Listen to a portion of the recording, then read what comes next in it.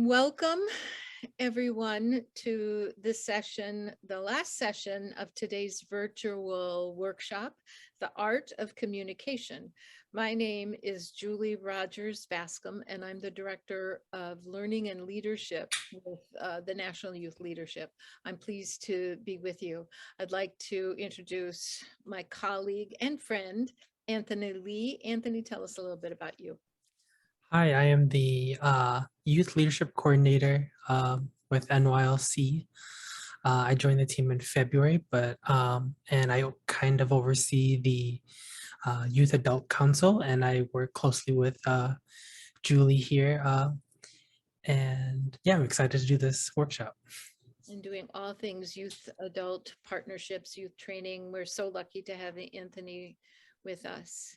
So I'm going to move ahead. Just a real quick overview. NYLC, we are located in the metro Minneapolis-St. Paul metro area in St. Paul. We have been around for about 40 years. This is our 33rd conference, and our mission is to create a more just and sustainable, peaceful world with young people at the center of this. So we work with teachers to use service learning as a strategy when working with youth in the classroom and outside. We work with young people and deliver leadership trainings. We also have our Youth Advisory Council that Anthony mentioned, where we support young people to help us meet our mission. And we also advocate for the use of service learning and to spread information and increase attention and advocate for policy change. So that is NYLC. I will ask that if you have questions or comments, please feel free to throw those in the chat. We are recording this so other people will be able to experience some of the things that you will be sharing with us all. I'd like to start first with a quick land acknowledgement, and I'll read this. As we gather together in this space, we recognize that we are connected with one another through the winds that blow air into our lungs and through the waters that move deep into the earth and up into the sky. We acknowledge that the ground beneath our feet is historically the home of Indigenous peoples, many of whom have been forced to leave for other lands.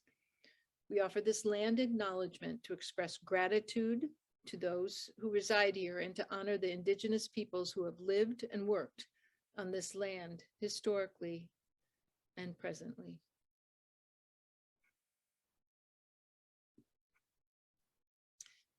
So a little bit about today. This is really about communication. We're going to talk about what is communication. We hear that as almost like a buzzword, and we know that it's a 21st century skill. So we know that as young people, as educators, as people that interface with young people, that is an important skill we want to support and grow.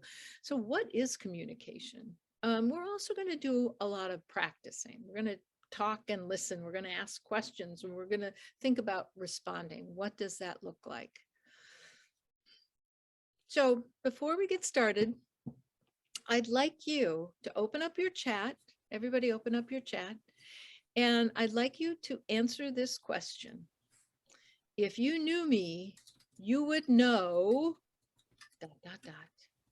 So open up the chat and plunk a response in there. If you knew me, you would know what? What would we know? We have Sunny and Darius here with us today.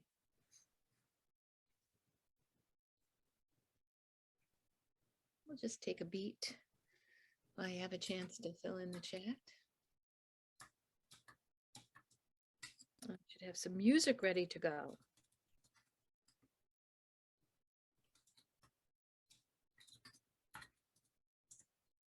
If you knew me, you would know .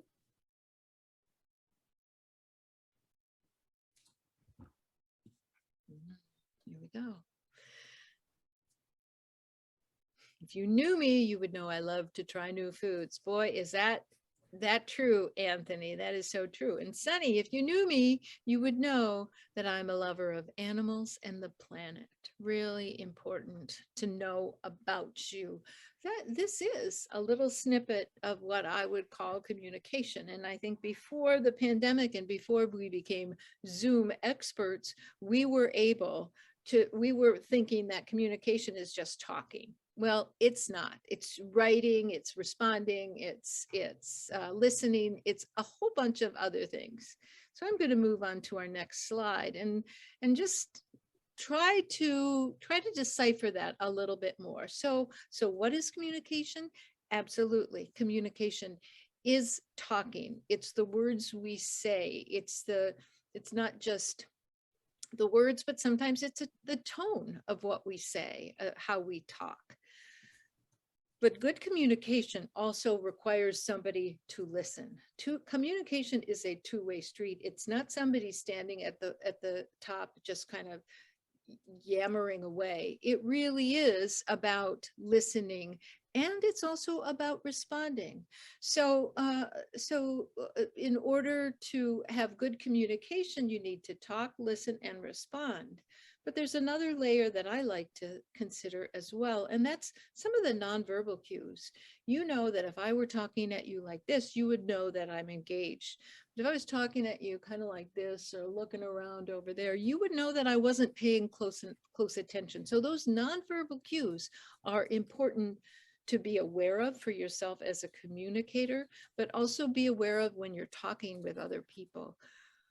Are there other elements that any of you would like to add to this?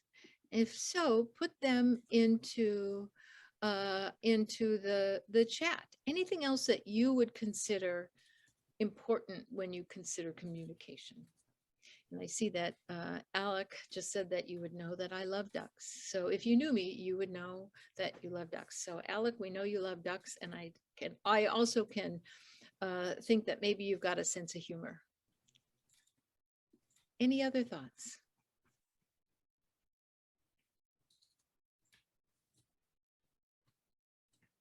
We're going to watch this video about a dad and his son talking to one another. And while you are watching this, I want you to think about, how are they talking? How are they listening? How are they responding? And what are the nonverbal cues? So remember those four things: talking, listening, responding, and verbal cues. And Anthony, if you'll give me a thumbs up to make sure when I start this, you can hear it. They need to work on that, right? Yes. Okay. Did you understand it though? No.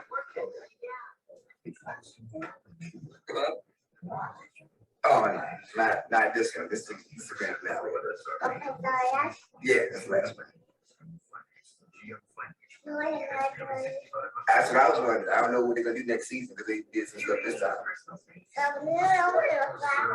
Exactly what I was thinking. Oh yeah. Right. Don't bring that in. You know what I'm saying? Don't do the same stuff. You know what I'm saying? Yeah, I think that. Yeah. Like go somewhere else with that, but don't break here. You know what I'm saying? Yeah.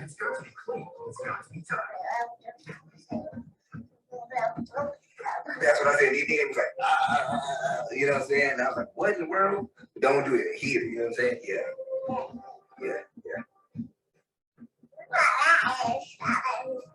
Really? I thought the same thing. We think a lot alike, huh? Oh, that's crazy. Right. I've seen that multiple times, and I always think it's just the dearest interaction between a father and his young son.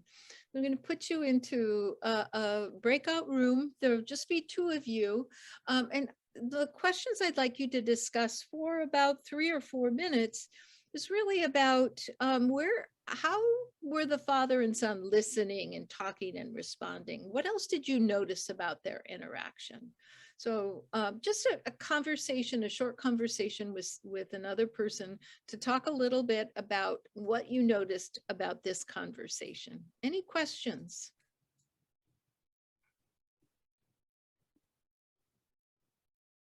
Okay, here we go.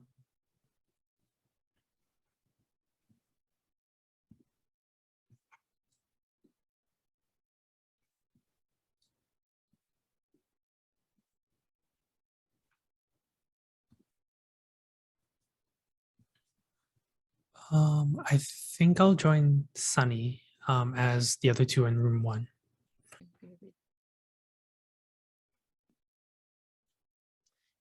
So I am curious, what did you all talk about in your breakout rooms? What was the communication like between this father and his son?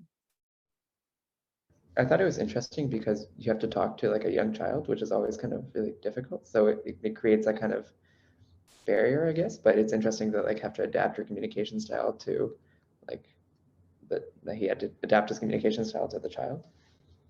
Yes, absolutely. So he really was reading his audience and probably some of the nonverbal cues. Absolutely. What were some of the anybody else, Sunny or Alec or So Sunny's microphone's not working, but we talked about the like body language, and that the two probably didn't understand what was being said, but with the body language, they were able to engage otherwise, and that they were probably talking about two different things, but they had fun. Mhm. So they were certainly making a connection. Alec, do you have any ideas or some thoughts? Not really.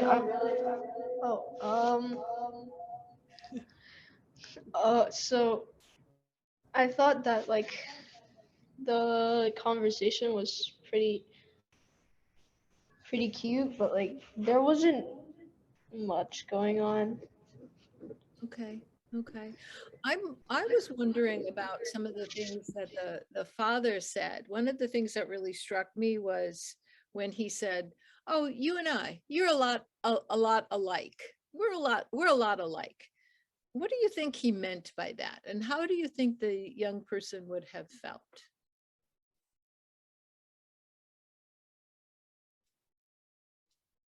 Any ideas on that, guys? I feel like it goes back to the question of like knowing your audience and like connecting with them, because like when you're listening to somebody, you want to feel like you feel heard and you can connect with the person. Absolutely. Absolutely. And when somebody says something to me like, "Oh, we're a lot alike," that kind of builds that bond between the two people. So that's a way to build connection. And that's not necessarily just the words, but it's also listening and it's responding, because without responding, you don't have that full circle of communication. Anything else that you notice? Anything you notice, Anthony?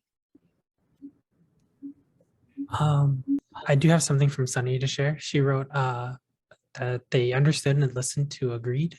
She sent that to me by accident, I believe. Okay.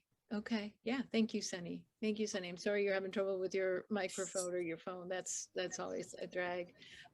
Anything else, Alec? I see you. Yeah. Um. So like I read a lot of books. Mhm. So and like whenever like you read "You and I Were a Lot Alike," it's typically when like the villain is like, "Yo, hero, you and I were a lot alike. You know, might as well just join my cause." But in this conversation, it's like reassuring. Oh, what a good word. Reassuring. Absolutely. So you feel like you're a part of. And when you think about group dynamics, and oftentimes we use this example when we're working with people who are building their leadership skills, which I think we're doing right now, we really talk about how that's one way to build team, and to be a leader is to make everybody feel included or welcomed. Thank you for that, Alec. That's great.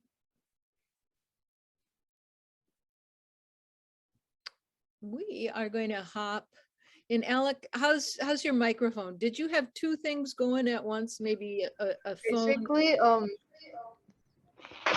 Darius and I were in the same room, and he's like Apple playing to a like bigger screen. So yeah, Oh, so the there are au- other people in the room with you right now? so yeah, I'll put on my mic. Okay, that's great. I'm glad that there's lots of people there with you. That's wonderful. Any other thoughts from the other people in your group?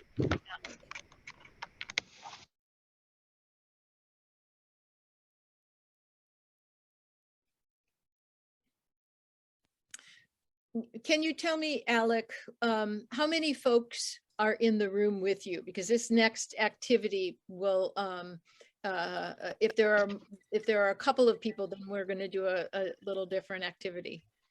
It's just Darius and I.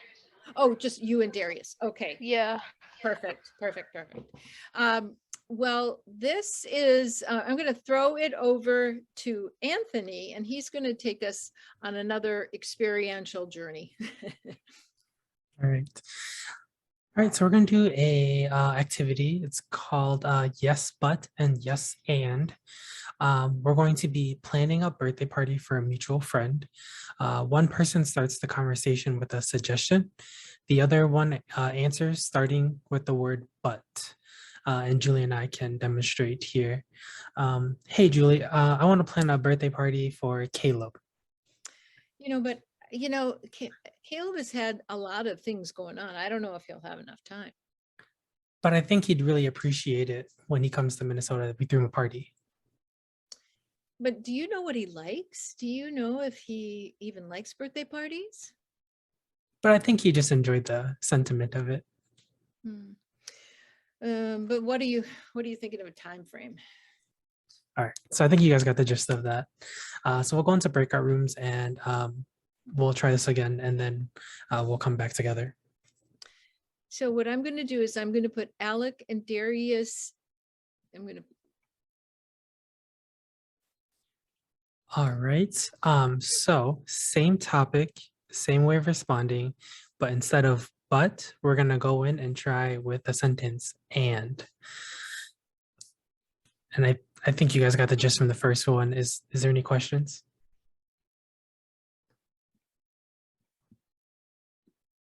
All right then. All right. Go ahead, Anthony. Oh, okay. Reflection. Okay. So we're just gonna share out. What did you notice about the two experiences? How were they different?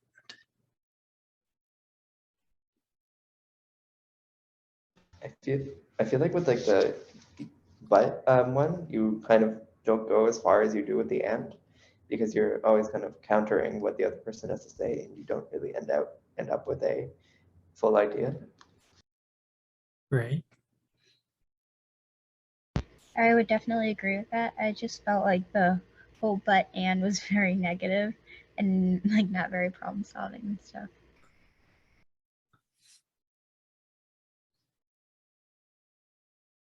Love that word, Yes. problem solving. It really is kind of a barrier to brainstorming. Right. I think but has a lot of like negative connotations, where and you always got more added to the conversation with positivity rather than but we can't do this or we can't do that. Why do you think this is important, or why this activity is important? I really felt it was important because it kind of like helped build off, especially the second activity that we did. It was just really like a positive space where it was fun because you just build off of each other's like crazy ideas and stuff. And I just felt it helped communicate a lot more. And even if all the ideas probably not work and stuff, it still just kind of helped create a space of kind of inclusion and just thoughtfulness. Thank you, Sunny.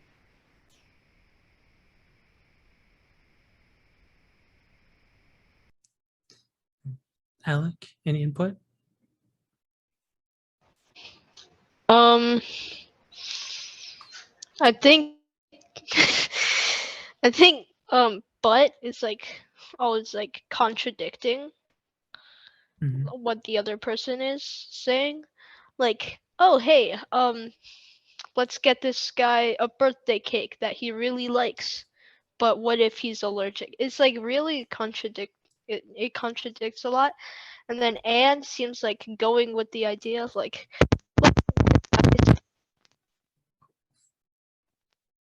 Oops. Okay. Thank you, Alec. All right, we're gonna move on to our next activity. We're gonna talk about closed and open questions.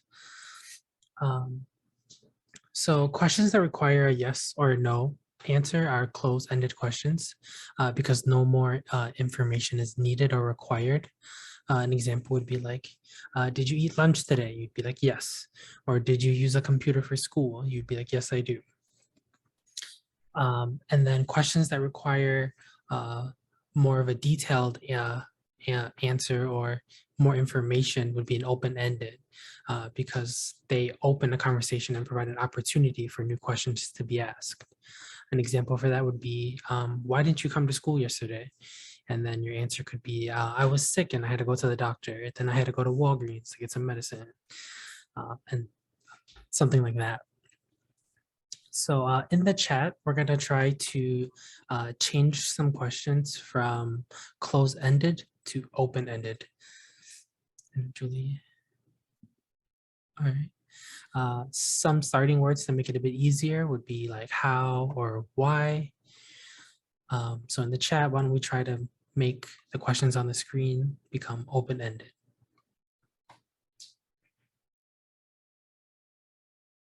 And I am going to try to find some music while each of you takes one of those questions and make it an open question.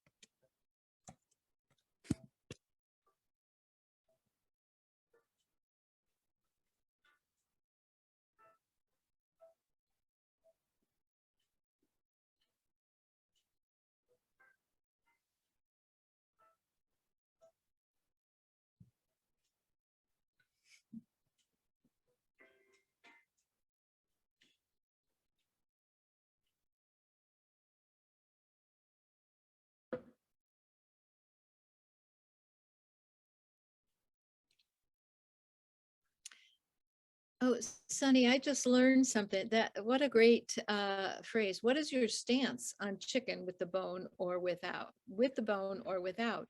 When you say stance, that's not a yes or no. It's like, what's your stance? Your stance is, well, I really, I like chicken without the bone. And there's an easy follow-up. Well, why? Tell me a little bit more about that. Absolutely.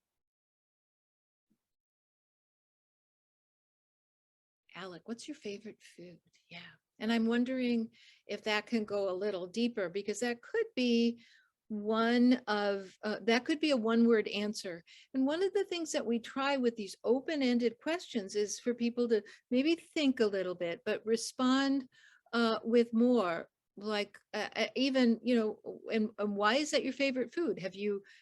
When have you had this that you really enjoyed this? Sunny, she knows it's a huge debate, the chicken with or without the bone. Ooh, Carmen, what makes a chicken dish really tasty? That requires somebody to do some thinking and to dig a little bit deeper. Now, if somebody asked you these kind of questions, what would you, how would that feel if somebody's asking you these kind of questions, an open question or a closed question?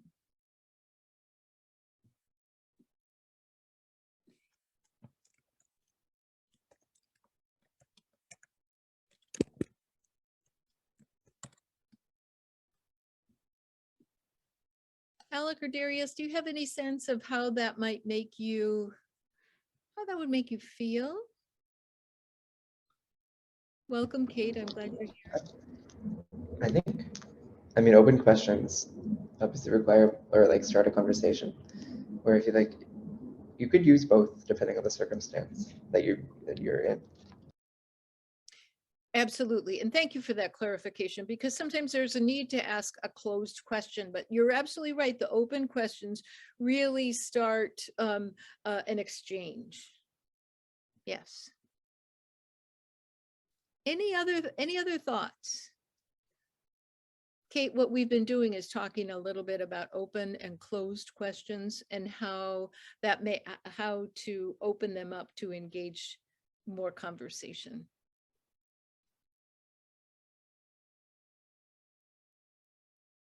Any final thoughts?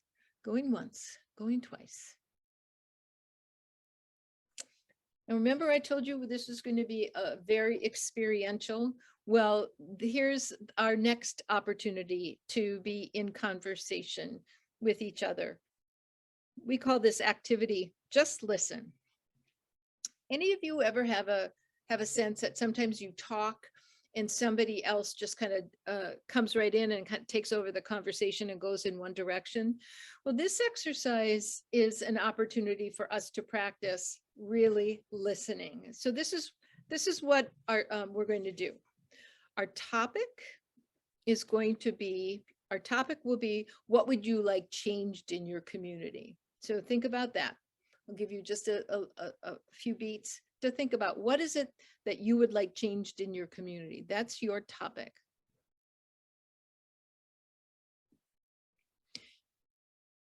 Now, when we put you into breakout rooms, there's going to be two people. Person number one gets to talk for a minute without interruption, without questions, just talks for 1 minute. He or she answers the question, what would you like changed in your community? I will be timing and I will broadcast when it's time, when a minute is over. The next minute, person number two recaps and asks questions. So let's say Anthony and I were talking blah, blah, blah, blah. I'm talking about what I like to change in my community. I'd really like to have bird feeders in every yard.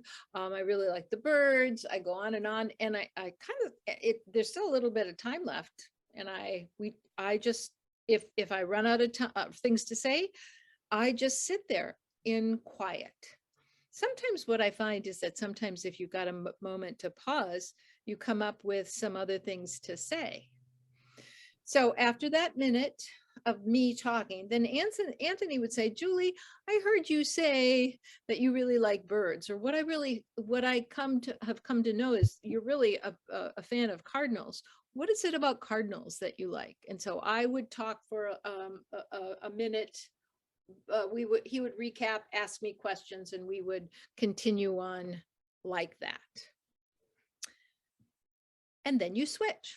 Person number two talks for a minute, and then person number one recaps and asks questions. What do you think? Any questions? Any thoughts?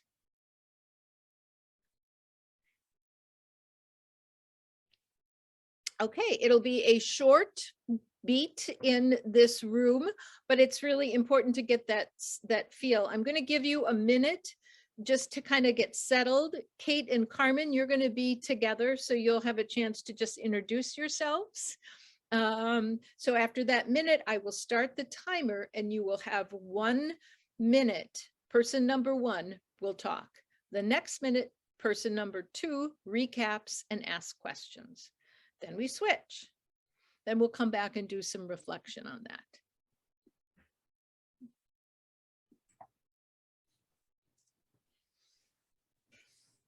So I am curious, friends, how did you feel when you were the speaker? How did it feel when you were talking and no one was interrupting you, or no one was asked at the very beginning, when you just had a minute to talk? How'd that feel?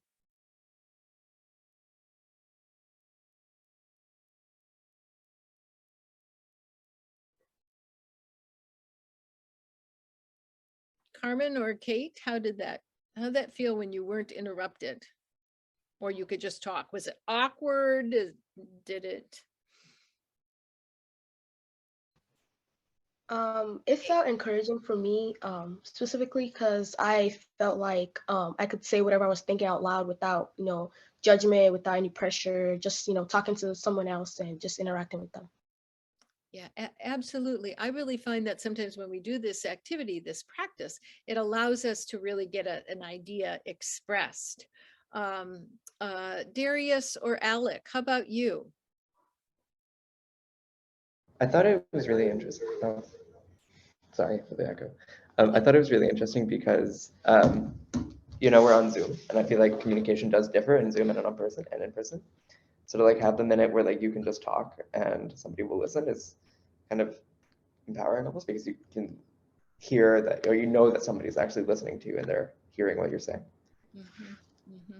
Kate, you used the word in the chat, encouraging. I think there is certainly a sense of, I know that I have this full minute to have a conversation. I know that I'm not going to be interrupted. And I think that there's a free or almost permission to finish your thoughts. Carmen or Alec, other thoughts? This strategy lets you to know about the other person, and the other person is free to say and express their opinion to answer the question. And then we also found some things in common for the different communities. We are far away, but it was interesting to discover that. And I think it was a good approach. Mm-hmm. Mm-hmm. Thank you, Carmen. Thank you. Alex, some ideas on how this activity impacted you? It was pretty nice to have a conversation with Darius, who happens to be right next to me. But yeah. That worked out well, that you guys could be right next to each other. Yeah, we didn't even have to unmute or anything. We just Yeah.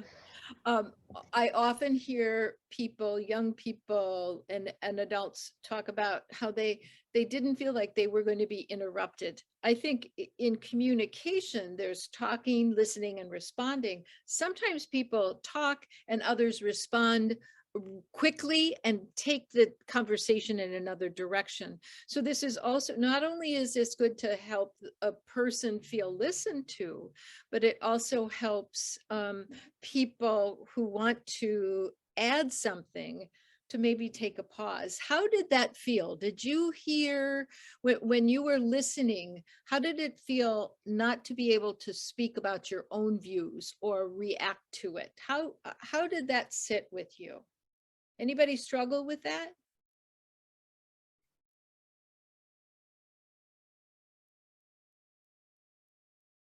It's not a trick. I promise it's not a trick question, and you're not being graded on this, but I think sometimes conversations get halted if the person isn't finished. Any thoughts on that, Kate? Any ideas? How did you feel that at all?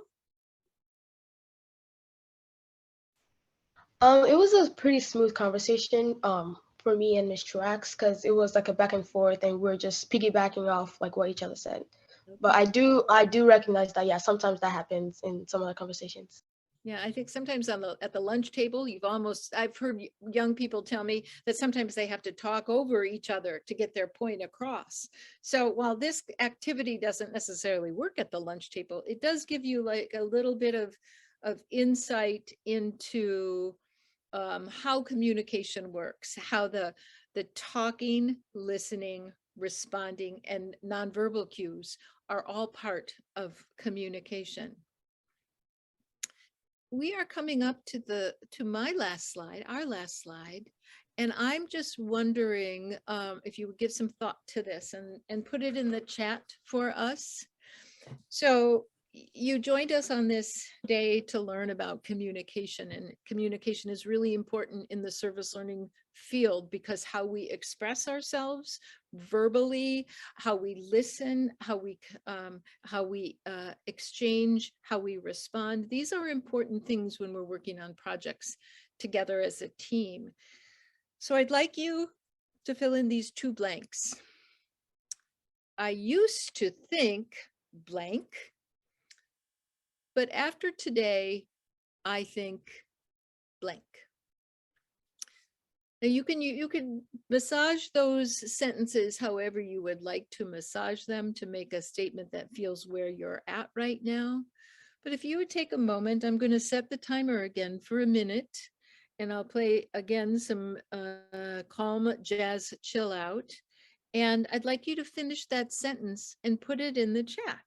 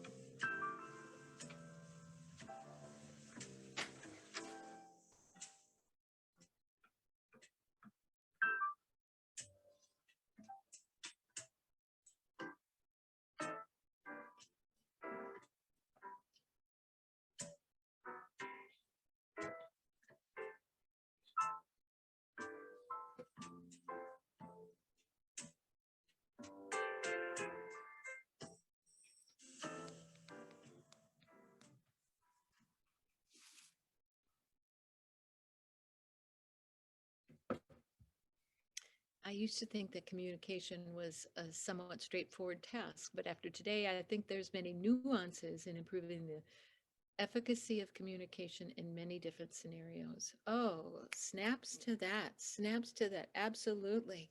It seems like it would be such a simple thing. You say something, people hear and they go on, but it's nuanced, and we're just tapping into a little bit of this. Kate says, I used to think communication is about sharing information through getting my messages out. But after today, I now know that to be a great leader, it's more than that. It's how you conversate with others, how you listen and then respond. Ah, thanks, Kate. Thanks, Kate and Darius. Anthony says, I used to think communication was just getting my message out. But after today, I now know that to be a great leader. Oh, I think I mixed these two up. Yes. Yeah, I'm sorry. I think Anthony's popped up when I started reading yours. So Kate, you said, I used to think communication is about sharing information through different mediums, but now I think it's so much more than that. Listening to one another in society is a crucial part of effective communication and shouldn't be overlooked. Yes, listening and responding. Alec or Carmen, would you like to add anything? Just unmute yourself and make a final comment, a final reflection. I used to think communication was only done in person, but after today, I think social media and internet has changed it. Oh, that is so true. We have, that's why it's important for us as adults and young people to really think about those messages before we press send, and to think about what is it that we're trying to convey and how can we invite people to listen and to respond. Absolutely. Alec, any final thoughts?